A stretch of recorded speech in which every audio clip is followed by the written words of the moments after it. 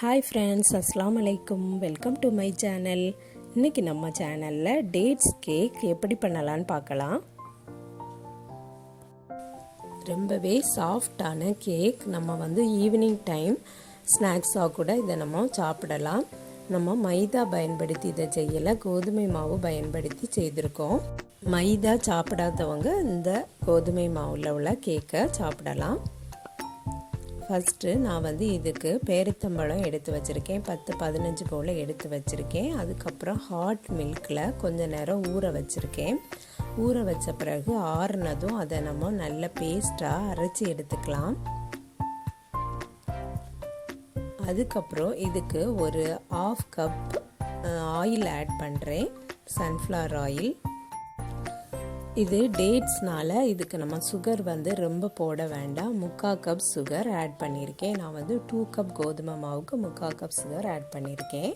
அதுக்கப்புறம் 1 கப் தயிர் ஆட் பண்ணிடலாம்.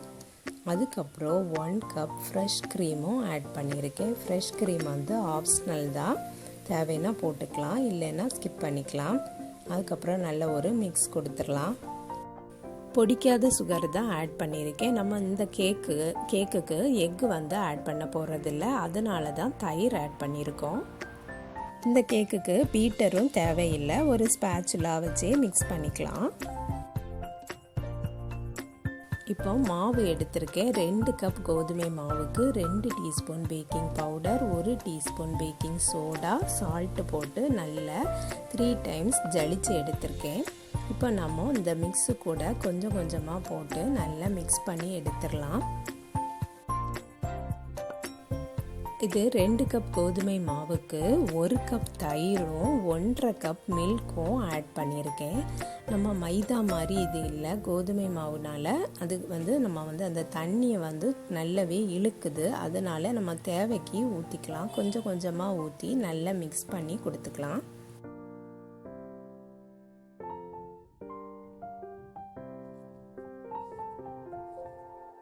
முழு கோதுமை வாங்கி நம்ம வீட்டில் ரெடி பண்ணால் கோதுமை மாவை பயன்படுத்தி தான் நம்ம அந்த கேக் செய்திருக்கோம். கொஞ்சம் கொஞ்சமாக பாலும் தயிரும் ஊற்றி நல்லா மிக்ஸ் பண்ணி எடுத்துக்கலாம்.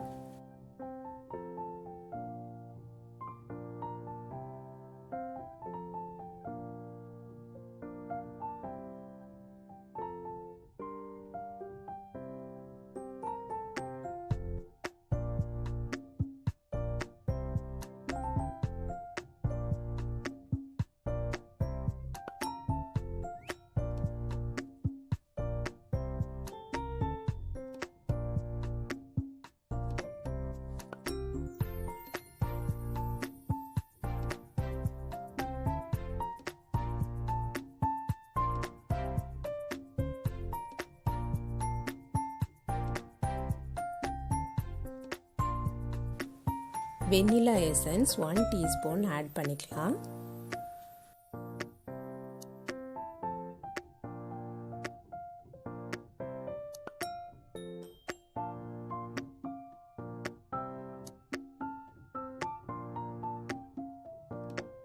இந்த கன்சிஸ்டன்சியில் தான் இருக்கணும்.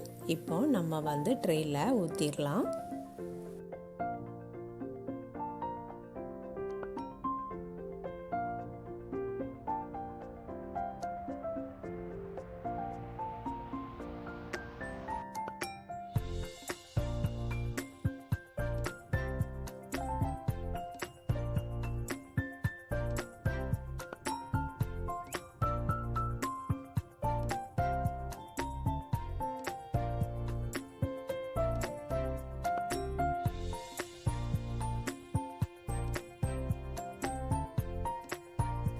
ரெண்டு கப் மாவு போட்டதுனால நம்ம ஃபுல்லாக இதில் ஊற்ற வேண்டாம். இனி ஒரு ட்ரையில் கூட நம்ம ஊற்றிடலாம். 3/4 அளவு ஊற்றினா போதும். நல்லா டேப் பண்ணிவிட்டு ஓவனில் வச்சிடலாம். 180 டிகிரி செல்சியஸில் 20 மினிட்ஸ் வச்சா போதும், குக் ஆயிரும். அதுக்கப்புறம் மேலே கொஞ்சம் கார்னிஷ்க்கு டேட்ஸும் டூட்டி ஃப்ரூட்டியும் ஆட் பண்ணியிருக்கேன்.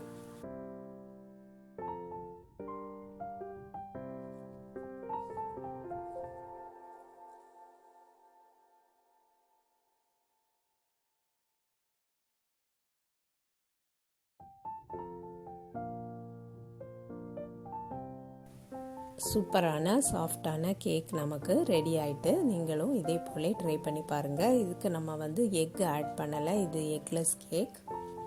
எக்கு சாப்பிடாதவங்க, மைதா சாப்பிடாதவங்கலாம் இந்த மாதிரி கேக் செய்து சாப்பிடலாம். நீங்களும் ட்ரை பண்ணி பாருங்கள் ஃப்ரெண்ட்ஸ். இந்த வீடியோ பிடிச்சிருந்தனா லைக் பண்ணுங்கள், ஷேர் பண்ணுங்கள். நம்ம சேனலை இது வரைக்கும் சப்ஸ்கிரைப் பண்ணலைன்னா சப்ஸ்கிரைப் பண்ணிடுங்க. நெக்ஸ்ட் வீடியோவில் வேறு ஒரு வீடியோவில் சந்திக்கிறேன். அஸ்ஸலாமு அலைக்கும்.